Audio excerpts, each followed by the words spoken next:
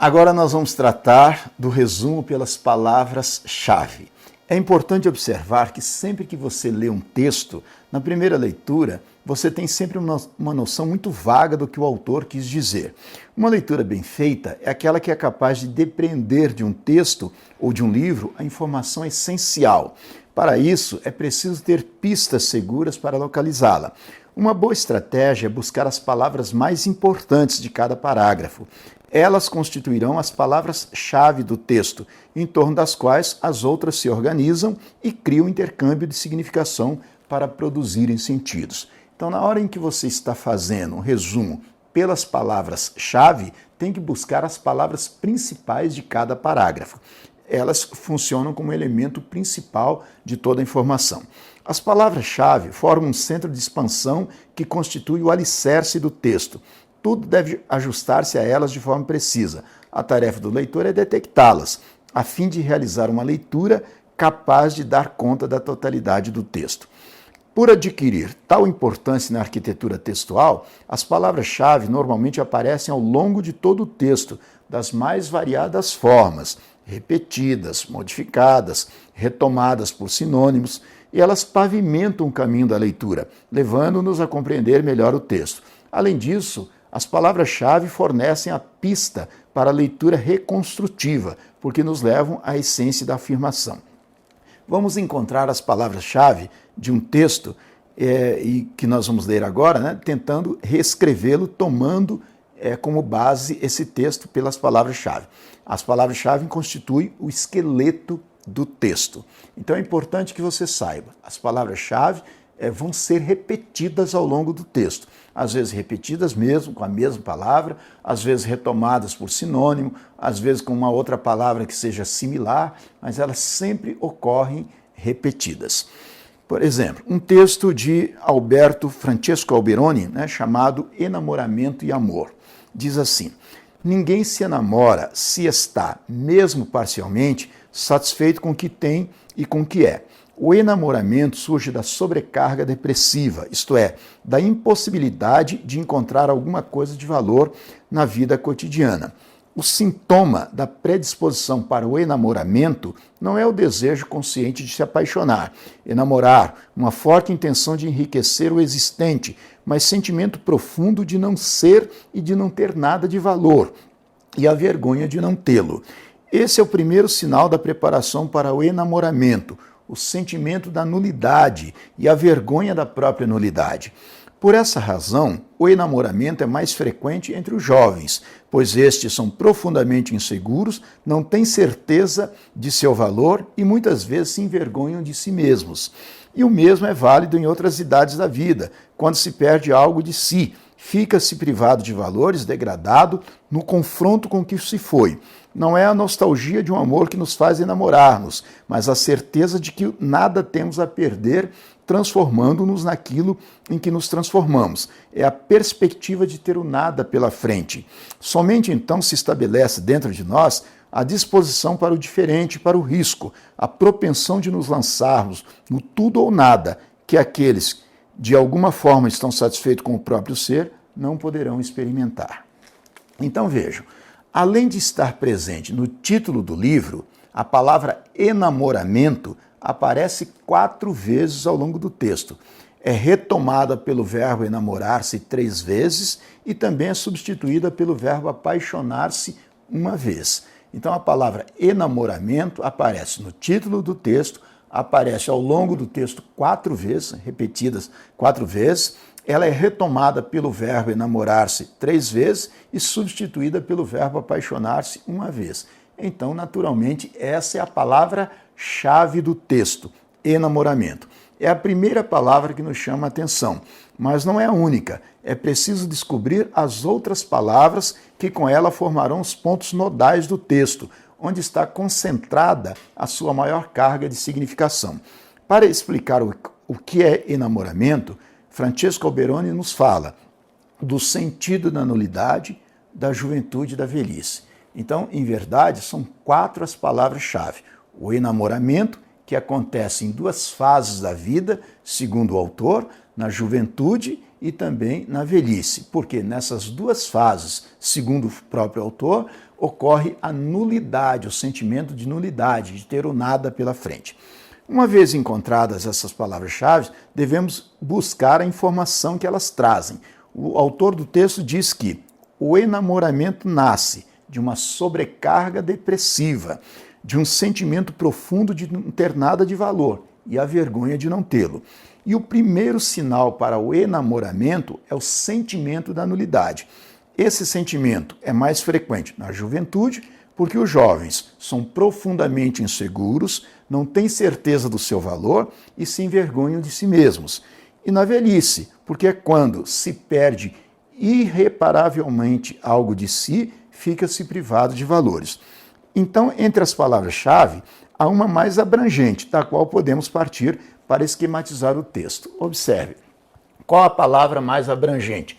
Enamoramento, que nesse texto aparece 4 vezes, além do título, aparece 3 vezes repetidas com o verbo enamorar-se e uma vez substituída pelo verbo apaixonar-se. Então é a palavra central do texto, enamoramento. Mas veja que o autor diz que o enamoramento acontece na juventude e também na velhice. Segundo ele, porque na juventude os jovens são muito inseguros, não têm certeza do seu valor e têm vergonha de si próprio, né?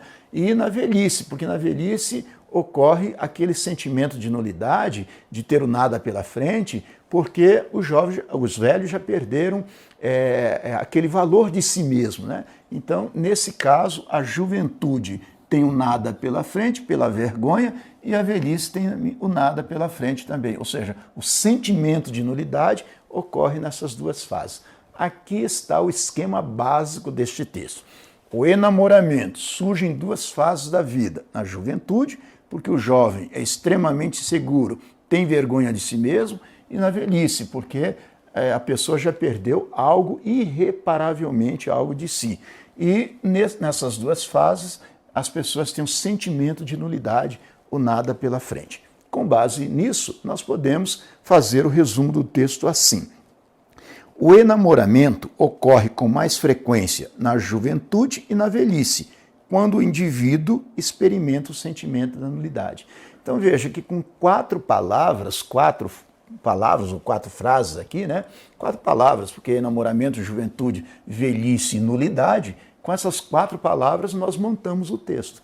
Que o enamoramento surge em 2 fases específicas da vida, na juventude e na velhice, porque nessas fases a pessoa tem esse sentimento de nulidade, de ter o nada pela frente. Então vejam que em uma frase nós conseguimos resumir um texto longo, um texto que teve aqui 2 parágrafos bem longos, na verdade, 2 parágrafos, né, o texto apresenta, e nós podemos resumir numa frase simples de 2 linhas. O enamoramento ocorre com mais frequência na juventude e na velhice, quando o indivíduo experimenta o sentimento da nulidade. Mas para isso nós precisamos primeiramente recorrer ao texto, buscando as palavras-chave. Agora, na sequência, nós vamos falar do resumo usando ideias-chave, que é muito parecido com as palavras-chave, só que em vez de apenas palavras, nós vamos buscar frases, vamos buscar ideias para constituir o nosso texto, construir o nosso texto, né? Resumo do texto original. Agora nós vamos falar de resumo pelas ideias-chave, assunto que está na página 324. Observe, muitas vezes temos dificuldades para chegar à síntese de um texto apenas pelas palavras-chave, sobretudo quando o texto é mais longo. Quando isso acontece, a melhor solução é buscar as ideias-chave. Vejamos como isso pode ser feito. Um texto aqui, publicado na revista Veja, Os Megaproblemas das Grandes Cidades. Agora é importante que este texto foi escrito em 1993, portanto, vai trazer informações que já são passadas, né? Aqui o texto trata como informações futuras, mas na verdade já são informações passadas. Os megaproblemas das grandes cidades. A população das megacidades cresce muito mais depressa do que sua capacidade de prover empregos e fornecer serviços decentes aos seus novos moradores. O fenômeno detectado no relatório da ONU sobre a população é tanto mais grave porque atinge em cheio justamente os países mais pobres. Das 10 megacidades do ano 2000, 7 estarão fincadas no terceiro mundo. As pessoas saem do campo para as cidades por uma razão tão antiga quanto a Revolução Industrial. Querem melhorar de vida. Mesmo apinhadas em periferias e favelas, suas chances de prosperar são maiores do que na área rural. As cidades, escreveu o historiador Lewis Mumford, são um lugar certo para multiplicar oportunidades. A típica explosão urbana é a registrada em várias cidades da África e da Índia, que dobram de população a cada 12 anos e não dão conta da demanda por emprego.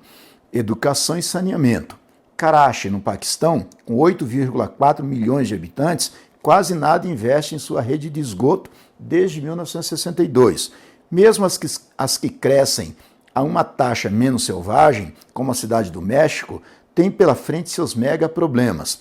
A poluição produzida pelos milhões de veículos e 35 mil fábricas da capital mexicana, por exemplo, pode chegar, como em fevereiro passado, a um nível 4 vezes além do ponto em que o ar é considerado seguro em países desenvolvidos. Ainda que todos os prognósticos sejam pessimistas, não se deve desprezar a capacidade de as megacidades encontrarem soluções até para os seus piores desastres.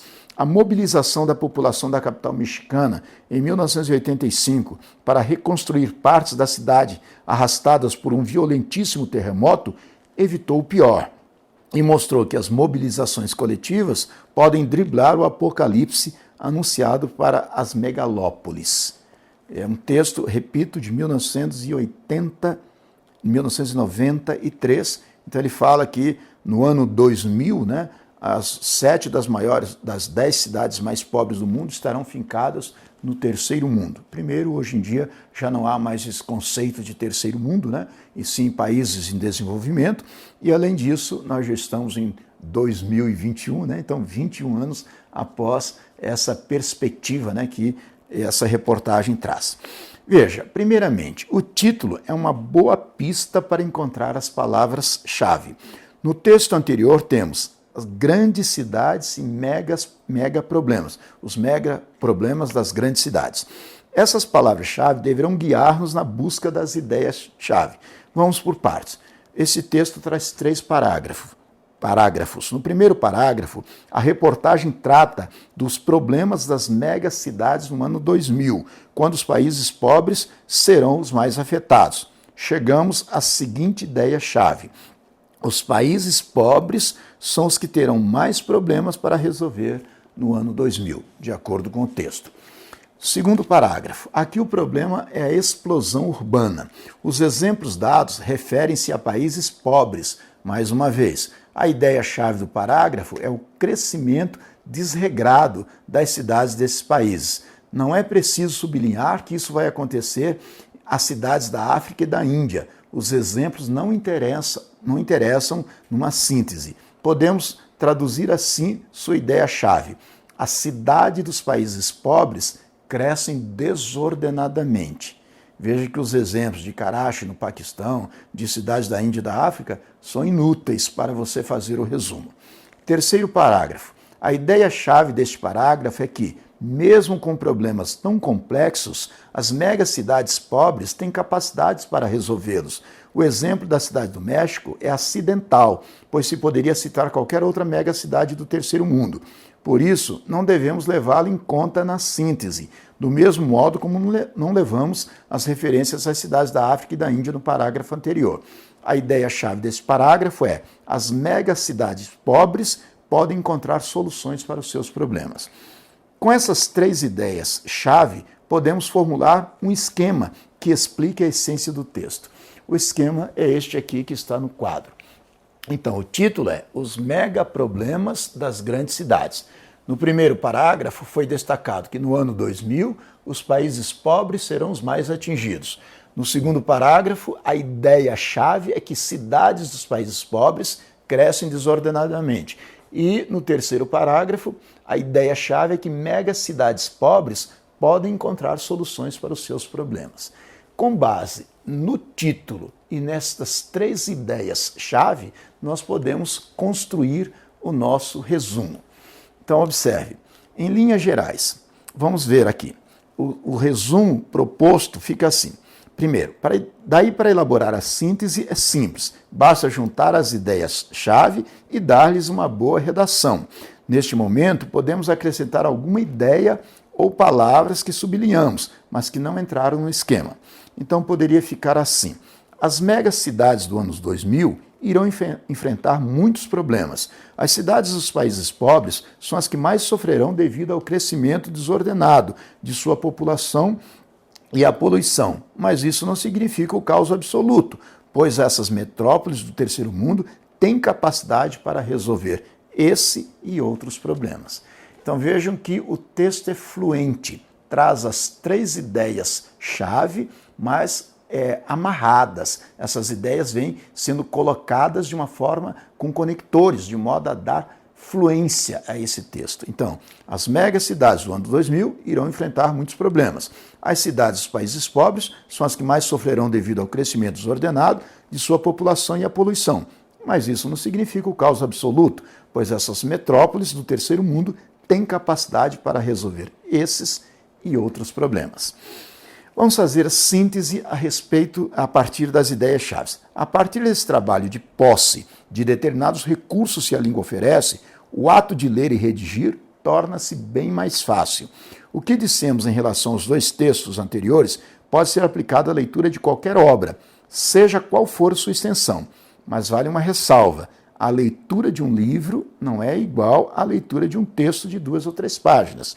Se formos fazer a leitura de um livro, parágrafo por parágrafo, para encontrar as palavras-chave, levaremos muito tempo para concluí-la. Nesse caso, é melhor procurar as ideias-chave. O título do livro e, sobretudo, o de cada capítulo são um bom fio condutor porque sintetizam o que é desenvolvido a cada passo do texto. Em linhas gerais, para fazermos uma boa leitura, devemos observar os seguintes passos. Atente nisso. Primeiro, procurar as palavras-chave ou as ideias-chave do texto. Se o levantamento for só de palavras-chave, procurar as informações que elas trazem. Se o levantamento for de ideias-chave, sublinhá-las e depois resumi-las de forma pessoal. Elaborar um gráfico ou um esquema para o texto, como nós apresentamos aqui. Sintetizar o texto, dando um bom encadeamento às ideias e principalmente conectando bem essas ideias de modo a dar fluência ao texto.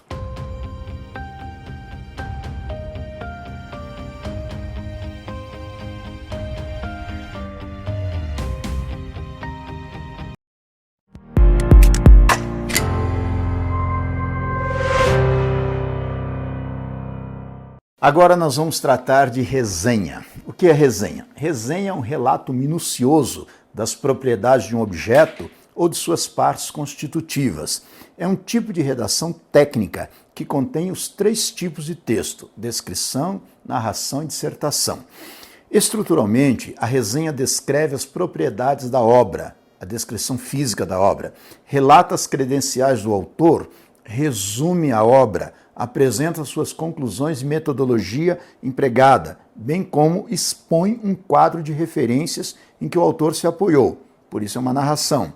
Finalmente, apresenta a avaliação da obra e diz a quem a obra se destina. Por isso tem a parte dissertativa. Então, a partir do momento que descreve as propriedades da obra, é uma descrição. A partir do momento em que expõe um quadro de referências em que o autor se apoiou para fazer essa narrativa, né, é uma narração. E quando apresenta uma avaliação crítica, e diz a quem a obra se destina, é uma dissertação. Resenhar é, portanto, fazer uma relação das propriedades de um objeto, enumerar cuidadosamente seus aspectos relevantes, descrever as circunstâncias que o envolvem. Como qualquer outra modalidade de discurso descritivo, a resenha nunca pode ser completa ou exaustiva, visto que são infinitas as propriedades e circunstâncias que envolvem o objeto descrito. É importante fazer uma resenha seletiva, procurando filtrar as informações mais importantes da obra, de acordo com o objetivo da resenha.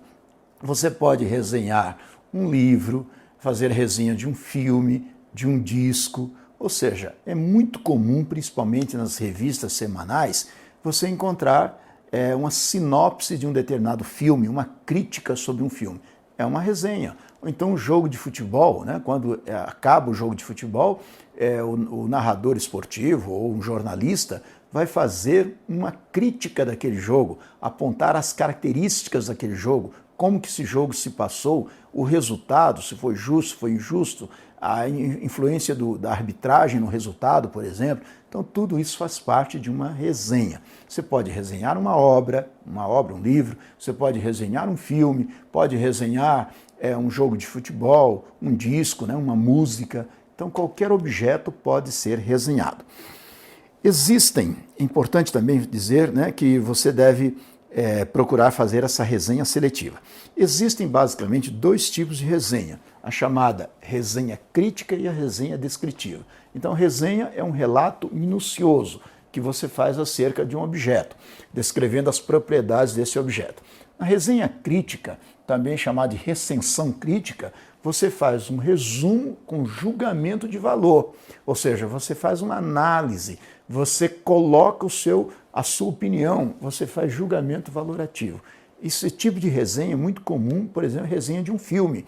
O crítico do filme não se limita a descrever o filme, relata o filme, como o filme se passa, fala dos autores do filme, do diretor, dos principais atores, da história, do enredo, mas também comenta se o filme é de boa qualidade, se o filme peca por excesso, se tem alguma falha, se é muito importante, se ele é instrutivo, se ele é um filme inútil, mal feito. Então, tudo isso acontece na resenha crítica. Ou seja, crítica porque é analítica. A pessoa critica, a pessoa avalia. E é importante que você saiba que nem toda crítica é necessariamente negativa. Crítica é análise, positiva ou negativa. Quando alguém elogia, por exemplo, o seu carro, está fazendo uma crítica positiva. Então, crítica é análise. E na resenha crítica há esse julgamento valorativo, essa análise que pode ser positiva ou negativa. E a resenha descritiva, também chamada de informe, é exatamente um informe descritivo, ou seja, sem o julgamento valorativo, sem essa análise, sem essa crítica. Vamos ver alguns exemplos de resenha, né? Falando a vocês a respeito dessa resenha, tanto crítica quanto descritiva. Então, na resenha crítica, também chamada de recensão crítica, o resenhador combina resumo e julgamento de valor, pois faz apreciações, pontuando a resenha de notas e correlações estabelecidas por seu juízo crítico. Na resenha puramente descritiva, que também é chamada de informe, o resenhador limita-se a descrever a obra, sem comentários ou apreciações pessoais acerca do seu conteúdo. Vamos ver um exemplo que está contido na página 336. É uma resenha de um filme chamado... o filme se chama Zona de Conflito, mas o título da resenha é Um Tema Delicado. É importante saber que, geralmente, a resenha traz um título, traz um nome. E esse título tem, naturalmente, algo a ver com o objeto que esteja sendo resenhado. Então, aqui uma resenha crítica chamada Um Tema Delicado sobre um filme chamado Zona de Conflito. Veja só, nesta resenha você vai poder observar que existe aqui uma frase inicial, existe uma frase que sintetiza o que vai ser resenhado. Ele diz assim: na estreia como diretor, o ator inglês Tim Roth aborda uma relação incestuosa em Zona de Conflito. Então você vai ler a resenha e vai saber que este filme trata de uma relação incestuosa na estreia como diretor desse ator inglês. Observe, incesto é um tema delicado como cristal e áspero como esponja de aço. Isso não intimidou o ator inglês Tim Roth na estreia como diretor em Zona de Conflito. Ele trata a questão de modo sensível, mas contundente, chuta para longe o maniqueísmo, não alivia o peso do assunto e evita abordá-lo de forma histérica. Roth expõe o dia a dia de uma família a partir de da ótica de um adolescente, com a sexualidade à flor da pele. O rapazinho fala pouco, mas observa tudo. Leva uma vida modorrenta, com pai, mãe e irmã, em pedaço pouco habitado do litoral. O tom é sombrio e os silêncios sufocantes. Maus presságios pairam no ar desde o início. Esse cotidiano angustiante sofre um abalo quando o garoto descobre a ligação sexual entre o pai e a irmã. Na cena mais forte, o incesto é explicitado. O diretor esbanja atrevimento sem erotizar a sequência. Se o filme tivesse sido rodado nos Estados Unidos, acha Tim Roth, a passagem poderia ter sido cortada. Para evitar esse risco, filmou na Inglaterra, seu país natal. Foi uma forma de abordar o tema sem hipocrisia, disse. Zona de Conflito é baseado no romance de estreia de Alexandre Stewart. O filme foge das explicações psicológicas para o incesto, faz do pai um sujeito normal, tem a coragem de destacar a sensualidade da filha e mostra como ela perturba também o irmão. Roth ficará longe do cinema barra pesada em seu próximo trabalho como ator, a versão para as telas de Harry Potter, o mega sucesso da literatura infanto-juvenil. Ele se tornou uma figura de respeito no cinema alternativo e foi dirigido por nomes do primeiro time. Robert Altman em Vincent e Tell, Woody Allen em Todos Dizem Eu Te Amo e Quentin Tarantino em Cães de Aluguel e Pulp Fiction. Na passagem para a direção, superou em coragem todos eles. Zona de Conflito, The War Zone, Inglaterra, 1999, direção Tim Roth, com Tilda Swinton, Ray Winstone, Laura Belmont, Fred Cunliffe, estreia prevista para 28 de julho no Rio de Janeiro. Essa foi uma resenha publicada na revista Época.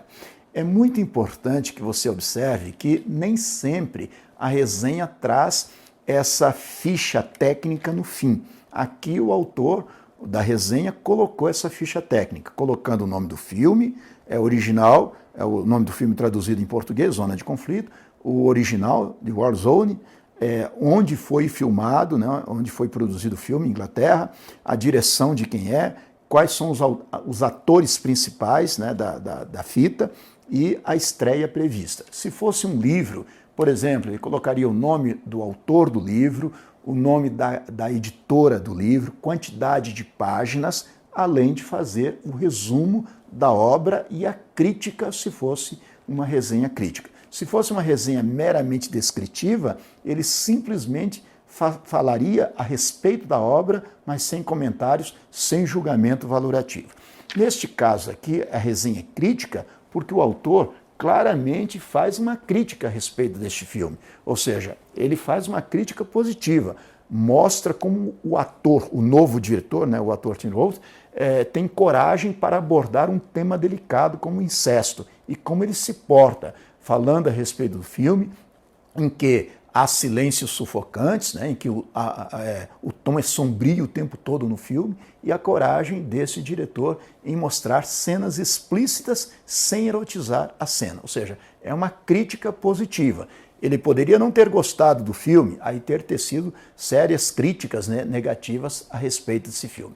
Então, o que é resenhar? Resenhar é fazer um relato a respeito de uma obra. Essa obra pode ser um livro, um filme, um disco, uma música, um jogo de futebol, uma peça de teatro, tudo isso pode ser resenhado. Se você se limitar a fazer uma resenha descritiva, apenas coloca as características da obra. Se você quiser fazer uma resenha crítica, além das características descritivas da obra, você coloca o seu julgamento valorativo, falando bem ou mal do objeto que esteja sendo resenhado.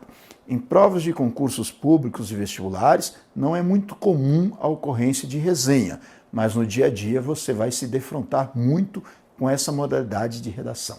É bom que você tenha capacidade para entender uma resenha e, sobretudo, para fazer uma boa resenha. É importante destacar que as aulas não ficarão disponíveis, ou seja, você assiste a aula do curso de redação gratuito, mas essas aulas não ficam disponíveis. Então, caso você queira rever alguma aula ou fazer o curso de redação de novo, completo, aí você precisa inscrever-se na Academia da Língua Portuguesa.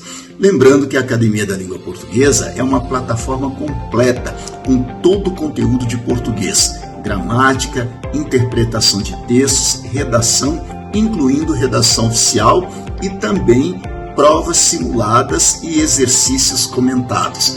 É importante saber que a academia foi organizada e estruturada para que você consiga dominar as técnicas da língua portuguesa, dominar os recursos expressivos da língua portuguesa. Além de todos os cursos disponíveis na academia, lá eu também libero todo o material didático de que você precisa, bem como o material didático auxiliar, incluindo a nova gramática objetiva do professor Filemon.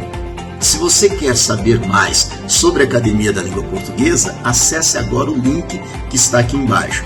Nesse link eu vou dizer para você tudo que faz parte da Academia da Língua Portuguesa. Lembrando também que especificamente durante este curso gratuito de redação, a Academia da Língua Portuguesa está com um super desconto para quem quer inscrever-se na Academia da Língua Portuguesa com a parte de gramática, interpretação de textos, redação discursiva, redação oficial e também exercícios comentados, além de todo o material didático que fica disponível para você.